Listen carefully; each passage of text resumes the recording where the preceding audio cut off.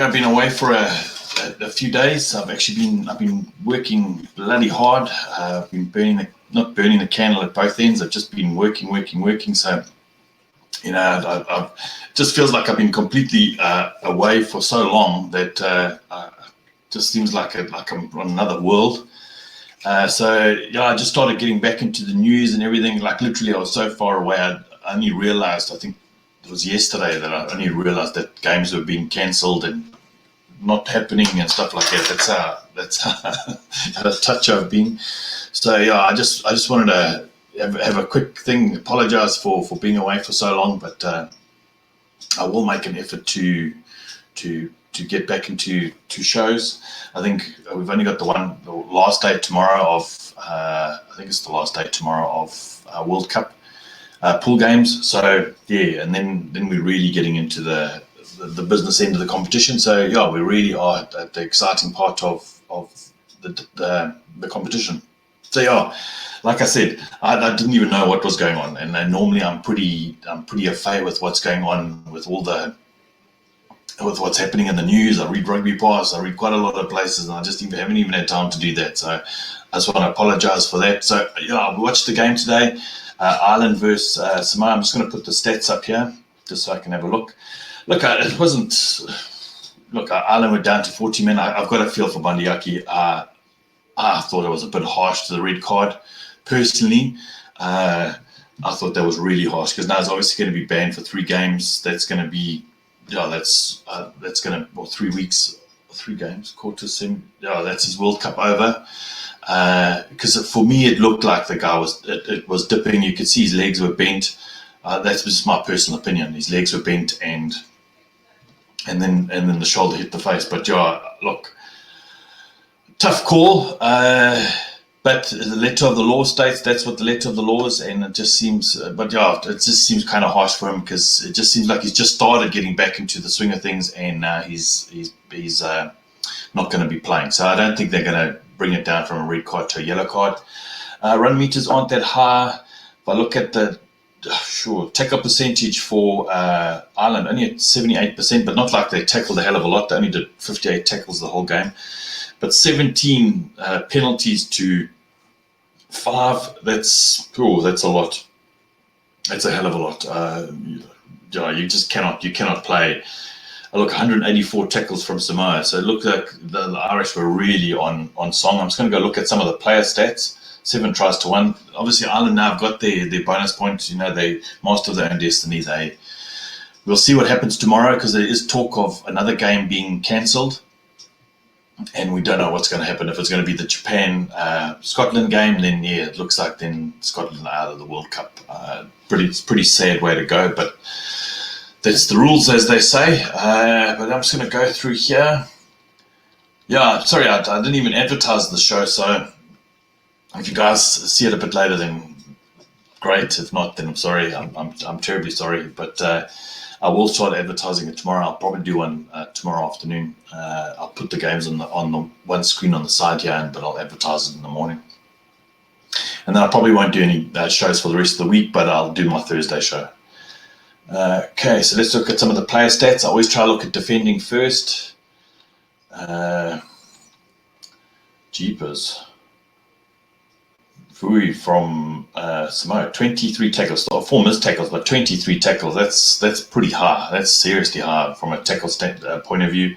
Josh van der Fleer is always in double digit for tackles. But yeah, attacking. Let's look at some attacking stats. Sexton, 19 passes. That's pretty. 5 runs. Let's look at some of the others.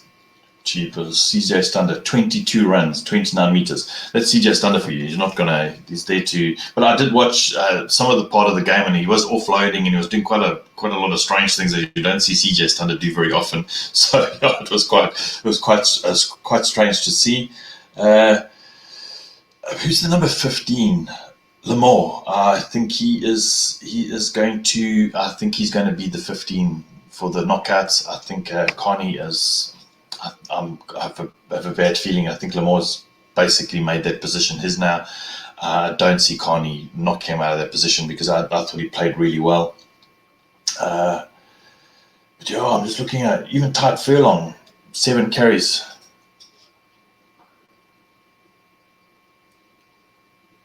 Yeah, it does. Kempo, welcome, Ray. Welcome to the show. I think it still looks like I think South Africa will probably still end up playing Japan. Ireland probably looks like they'll play the All Blacks. So yeah, that's how it looks. Because if the game gets called off tomorrow, Japan get the 2 points, means Ireland and Japan have the same points. But because Japan beat Ireland, they got a better win record, then they take the top of the pool. So yes, I think that's the difference between the two teams. Like I must admit, so Scotland have to win tomorrow with a bonus point, and they can't allow Japan to get a bonus point, else Japan go through. So yeah, it looks. And if the game gets called off, then that's it. I think Japan then win that pool, according to what I've read. That's what it looks like.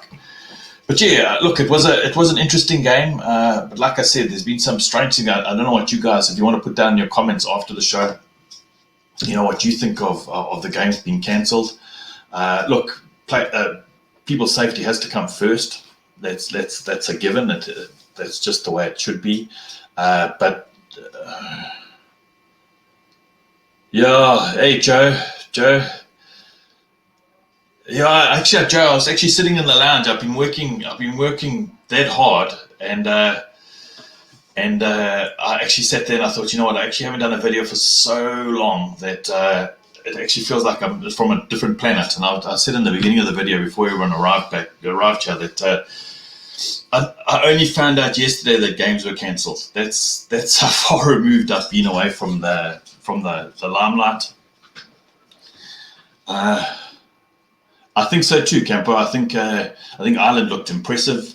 I did mention earlier in the video that I feel for Bandiaki. I don't know what you guys think. If you thought it was a high tackle, or look, it was a high tackle, but did you think it warranted a red card? For me, it looked like I can't remember the Samoan play, but it looked like he was going down. Is it, Joe? Does it look like it's off? So that means Japan have topped the pool, according to what I've heard. Japan topped the pool, and Ireland come second by value of the fact that Japan have a better win record, if I'm not mistaken. Is it? Jeepers, that's intense. But yeah, look, and you're right. I'm trying to see, Brian. I do think that's going to be remembered for absolutely the wrong things. Yeah, I absolutely agree. I didn't think it was. It was high, but I just didn't think it was a red. I just thought there was enough of a dip. Yeah, you know what, Joe. That's just the way. That's how the cookie crumbles, as they say. So it's a bit of pill to swallow. But yeah, I know you guys were so keen to face the Boks, and now you're going to have to go face the All Blacks. So I don't know if it's a blessing in disguise, because obviously Japan are on a real upward trajectory. Yeah. It's a strange thing how the rules work. It makes no difference if there's no intent. It's not about intent. It's also about, if you had intent to hurt someone and you didn't hurt them, then you wouldn't get the red card. So yeah, it's tomorrow at 12. So they're going to make it like literally just before the game. Sure. So yeah, that's look. I think that's highly disappointing. I think, but I was also looking at that they may be cancelling the Namibia-Canada game, and that's the game that Namibia have been targeting for the last couple of years. And it's also quite sad if they don't play, then what? Then the game that Namibia are going after their first victory ever at a World Cup, and look at it, and now they won't be able to play. If the risk goes very low as a ticker. Yeah, I just don't know. It's consistency. Sometimes we look at the yellow cards or the red cards in the game, and we go, bloody hell, that was a strange call. But the ref, the next call, makes exactly the same call, same height, same everything. And then you go, okay, it's consistency. Because, at the end of the day, rugby is a game of laws. It's not a game of rules.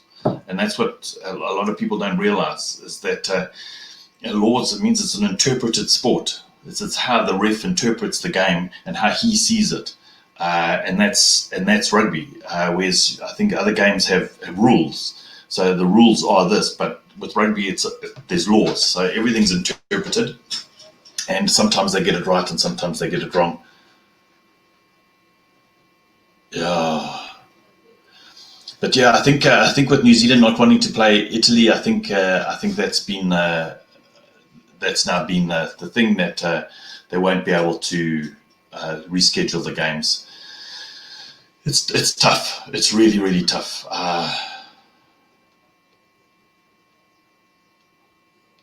Yeah, I agree. But I think what's happened, welcome Ultimate Sharpshooter, welcome to the show.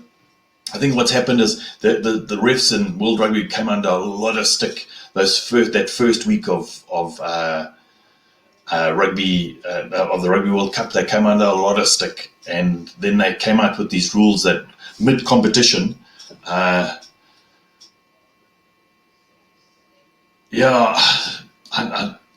it's what I was watching the breakdown. I don't know if you guys get to watch it. It's a New Zealand pundit show, obviously from New Zealand. It's on Tuesdays, and they were talking with Sir John Kerwin, and he was saying that how in the world would you change something mid competition? You're talking mid competition with a new rule. It's absolutely ludicrous to bring it in mid competition, because you can understand if it brings it. If they brought it in the rugby championship, then at least there's a couple of months or something where you can start preparing for it. But mid competition, exactly, and I think that's what people are going to remember. The mid competition issue. They're going to remember the weather issue. And there's going to be so much controversy around it. Scotland are going to be. It's depressing if they don't get to play. It really would be depressing, because we've been looking forward to that Japan game, Scotland, and I actually have been looking forward to Namibia, Canada. I really have. I think those are two pretty equally matched sides, and I just think Namibia will really be up for that game. That's the game they're targeting, and that's the game they want to win. But yeah. Like I said, I'm terribly sorry that I've been away, but I've got to make the dollars to pay for Christmas. Yeah, I agree. It was all ripped up all over the place, big time, and I don't know why. When did they lay that grass? Has there been a lot of bad weather there or something? Because that grass just doesn't seem like it's taken at all. It just looks like they've just put it down over something else. Yeah, I agree. I agree 100%. But I don't think it's one of the biggest stadiums. It's only, I think that's only the third game that's been played there. If I heard the commentators right, I could be wrong, but I don't think it was ever going to be one of their top stadiums for it. I think they've just done a couple of the stadiums really, really well. Okay, Campo. Yeah, I also saw that. I saw that article about them going through the water and training. But yeah, guys, I think there's quite a lot of rugby tomorrow. I just want to actually fixtures. We can have a look tomorrow if it is on tomorrow. So obviously we've got Namibia versus Canada, USA, Tonga, Wales, Uruguay, and then obviously Japan, Scotland, and we'll see if that one happens. But it is all tomorrow, hey? It is all happening tomorrow. Yeah, I agree. there better be some kind of game tomorrow, and I've still got to work tomorrow, but at least I can put it on my second screen here. I've got over the real stressful part of the work, and I can put it on the second screen. I can just have it here and playing on the side. I can just watch the tries. I don't really get to watch a lot of the plays and the moves and stuff like that, but at least I can actually have a look at the.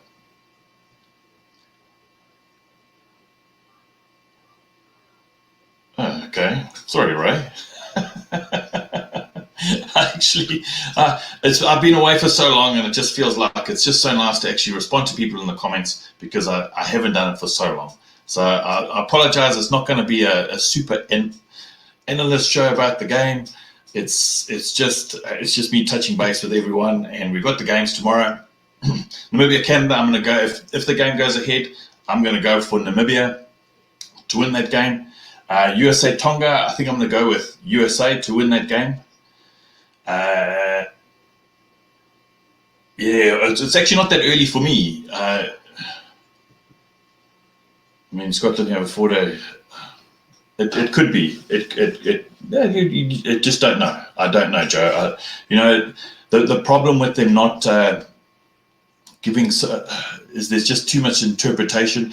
If they were going to cancel some games, they should have cancelled all the games. They should have just been upfront about it. The Wales-Uruguay game tomorrow, I'm sure Wales are going to win that game quite convincingly. And then Japan-Scotland. If the game goes ahead, I've actually put.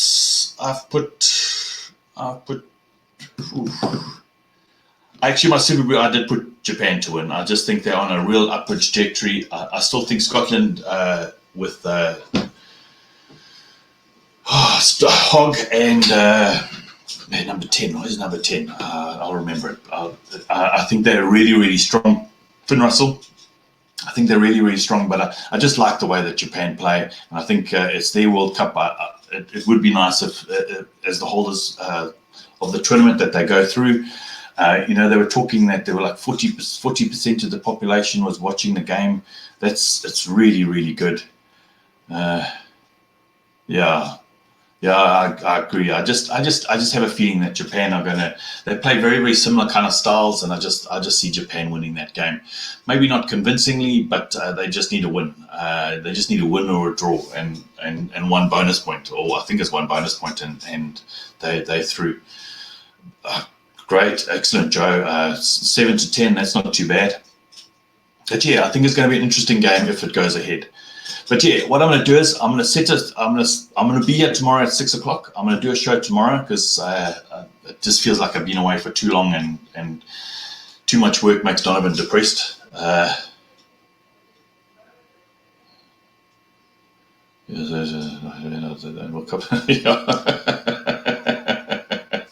Yeah, maybe I do want Japan in the quarters, but hey,